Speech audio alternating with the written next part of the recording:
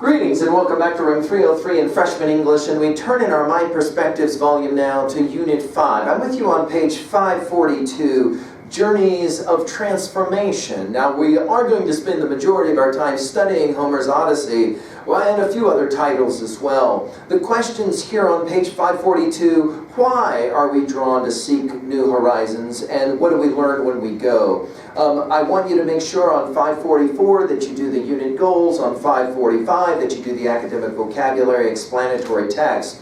But we're now going to go to the launch text on 546. Explanatory model. This I'm reading with you now. This again, the title here is Gone and Back Again, a Traveler's Advice. This selection is an example of an explanatory text, a type of writing in which the author presents information, discusses ideas, explains a process, sometimes referred to as an expository piece of writing. This is the type of writing that you're going to develop in your performance-based assessment at the end of the unit, okay? Now, as you read, and obviously we'll be annotating as we go, think about how the writer describes the events listed. Mark the text to help you answer this question. How does the order in which the details appear help the reader understand the thesis? We'll now turn, we'll do our reading, and then we'll come back to work at levels 1, 2, and 3 annotatively.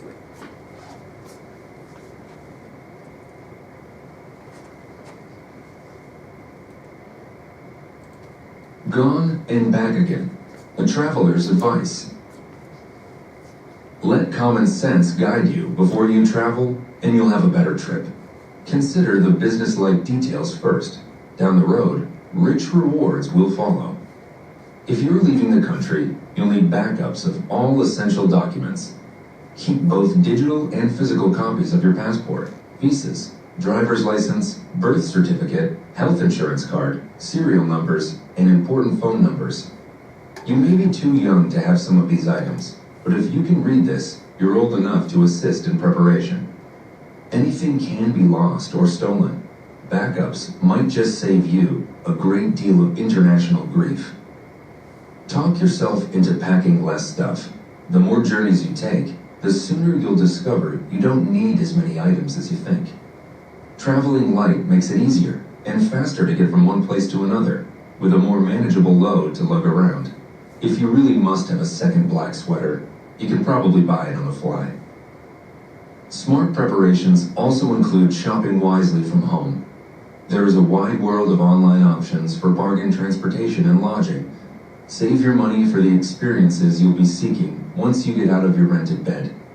Or do a little digging and win major points from your loved ones by helping them save a few bucks. And once you get there, get up early. The light is lovely in the morning. You'll have more tourist attractions to yourself while the layabouts are snoring into their pillows. And you'll run less risk of running into bad experiences. Scam artists and other bad actors tend to keep late hours.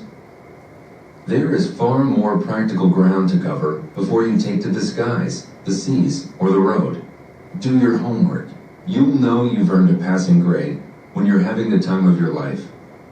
To make the most of your travels, it will also pay to pack a positive attitude.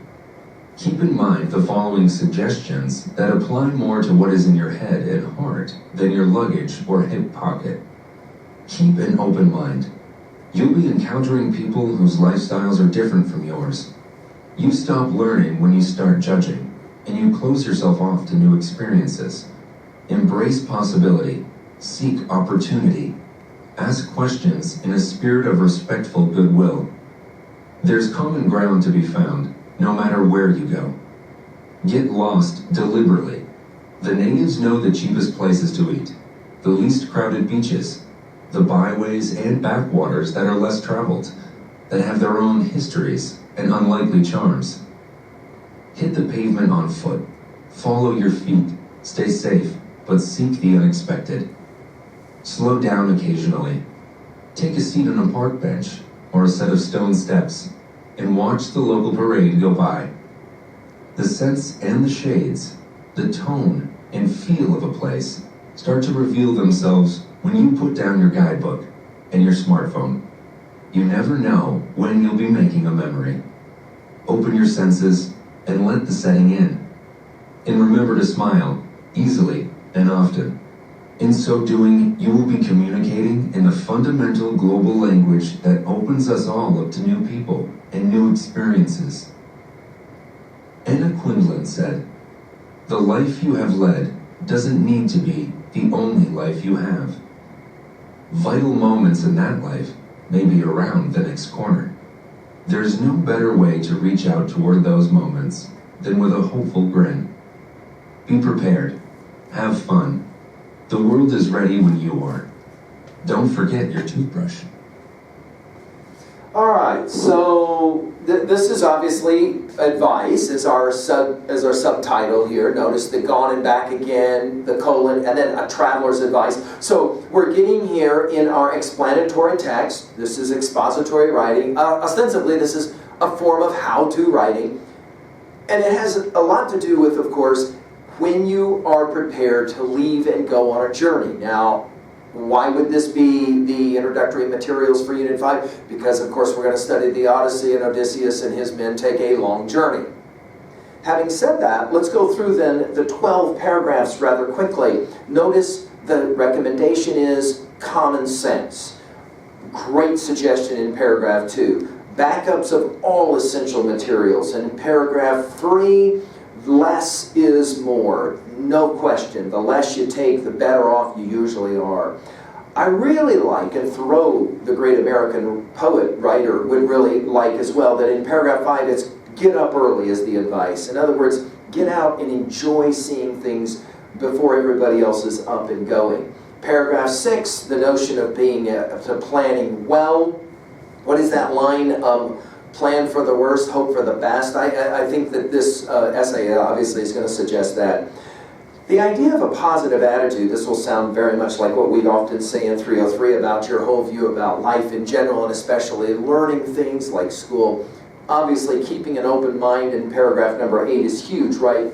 Don't judge. You stop learning when you start judging. And you close yourself off from new experiences. It's a great line. I hope that you circled it and you started. It's true for how we live our whole lives, isn't it? I like paragraph 9, getting lost deliberately. The idea of finding the place where the locals like to be.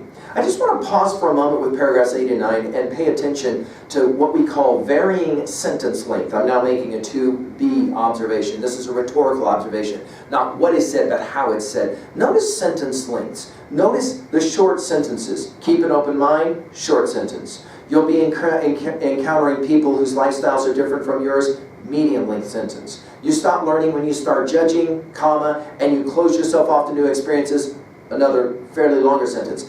Embrace possibility, short sentence. Seek opportunity, short sentence. This is what we mean by varying sentence length. You might want to think about this as you try to write your explanatory essay later. Paragraph 9, slowing down, taking in, I love this line, the sense and the shades, the tone and feel of a place start to reveal themselves when you put down your guidebook in your smartphone. It's a great, in terms of sentence length, notice it's a little bit longer. It's a great line. In other words, take in the full enjoyment of travel.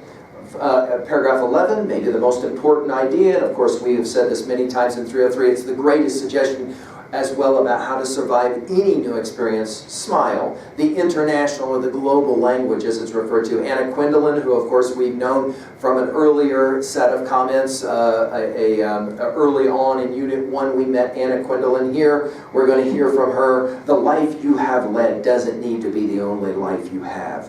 Of course, we've echoed these sentiments many times in 303. The notion that you are free to allow yourself to be free. And learning how to travel is a big part of that.